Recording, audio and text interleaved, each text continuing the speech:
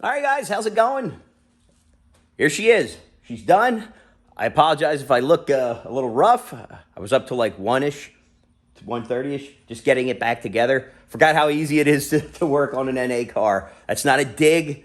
It's nice. When there's not a big blower in the way, it's a lot easier to work on stuff. But let me switch it around here. Okay, so you can see I want to give you a little overview of what's doing here as like a starting point. We'll call this, part 2. Or phase 2, whatever, but pretty obvious stuff kind of off the bat, right? So I didn't go in the motor at all, so the cam, it's still the Boostmaster cam that's in there. At some point I'll probably change it. You can see I still have the ATI damper down there. I see no reason to change it at this point. LS3 throttle body stayed the same, and I was able to recover my old Rotofab. So I used parts from the person who bought my blower setup. I used parts I needed, particularly this inlet here, and then was able to salvage my original one.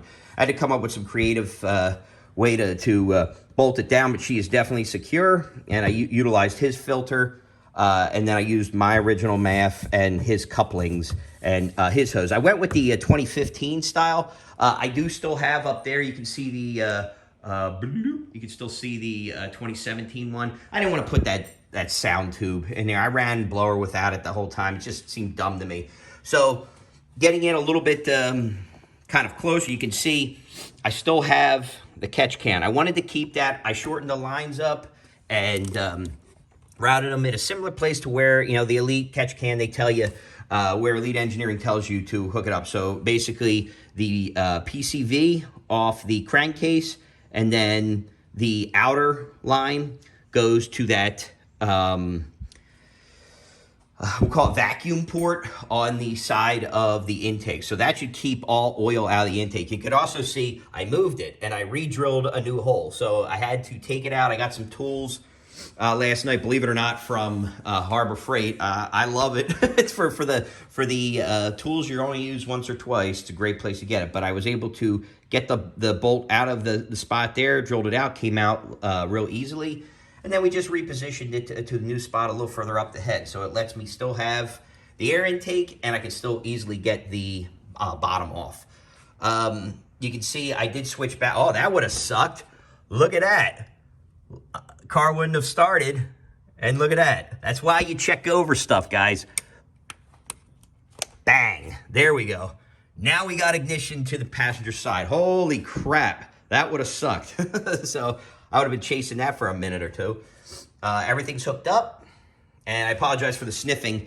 Right now, I'm getting absolutely demolished with like pollen and everything. It's unbelievable weather outside, but I'm starting to get some allergies again. But so keep going through this. It's back to the original valve covers. I cleaned up my old ones. I transferred his coil packs from it. I gave him the ones from the, oh my goodness, the LSA valve covers. So the coil long, and it's only because it's a lot harder with this setup.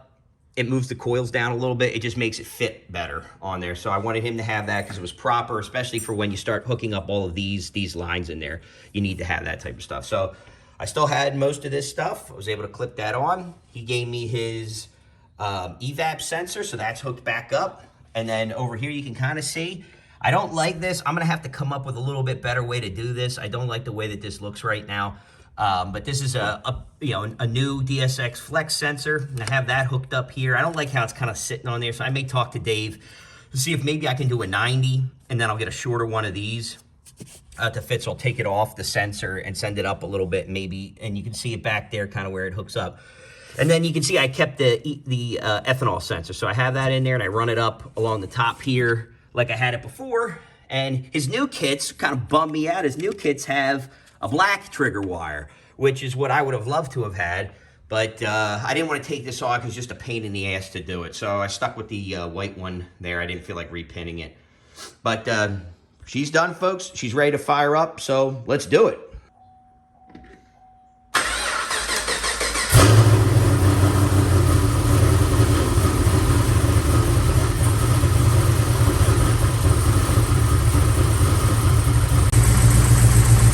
Not too bad to see her running again. just doing a quick check. Woo! Oh, that's weird. Okay. That's weird. That's... Yeah, buddy! We are out logging, getting data for Derek. We reset the transit dash. We were low on the chunky side when we first fired it up. That's why it died. So I'm gonna just drive around a little bit. We're running on E here, ethanol, I should say. Now we're good on the fuel tanks, you know. But I'm gonna concentrate on driving, getting logs, doing different driving scenarios, hitting the tables. So I gotta put you down, but I'll be back. All right, so we're here in the SS, just flashing on a tune for wide open throttle. Last time we did a video on this was way back, 3-4 weeks ago, mainly because my dad got sick. He had to go into the hospital for a little bit, and then I got sick. So I was down for a couple of weeks, but we're finally back. I got my co-pilot here. We just flashed on the new tune, so we're going to take her out. We're going to do wide open throttle pull, so why don't you guys join us? All right, so we're getting kind of close to where we're going to do some tuning.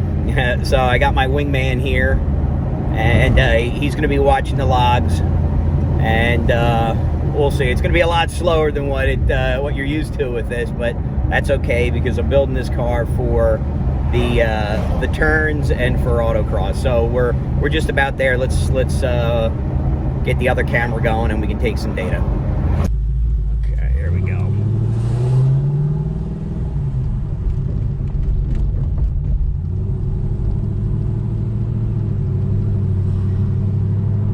Ready? Yeah. Ripping.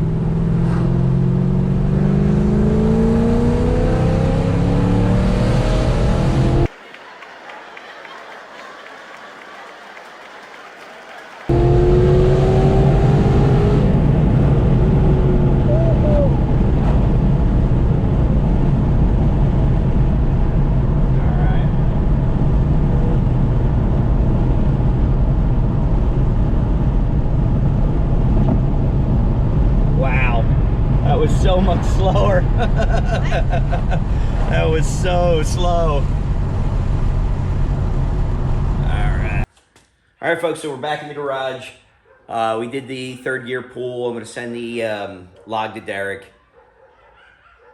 Sorry for the background stupidity. It's those idiotic next door neighbors. Their dogs are insane. Man.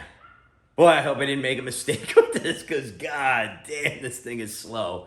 It'll get a little bit better with some tune, but I'm just going to have to adjust myself because I was so ready for that, like, hit when you gunned it at third gear. I mean, this thing just had power everywhere. And now it's, like, mortal again. It's slow. So it's going to take a little bit of getting used to, but it's nice to be able to drive it, get her out. I think the quest for more power just began again. So call me an idiot, but we're going to do an NA build, of course. So it'll be in stages as usual. So we'll probably do cam. We're definitely going to do a converter because that thing felt super sluggish. But again, there's probably going to be iterations to the tune. So it has nothing to do with what Derek's doing. He always does an awesome job. It's just the car is so different now from what it used to be. With that LSA, it just hit so hard. It's going to take a little bit getting used to. So that's it for right now. We'll probably do some second and third gear pulls, 2, 3, 4 shifting. And you guys have seen me do that before. But yeah, she's come back down to earth. So we'll see what we can do to get the most out of the NA build. But until next time, guys, thanks for watching. And keep that shiny side up.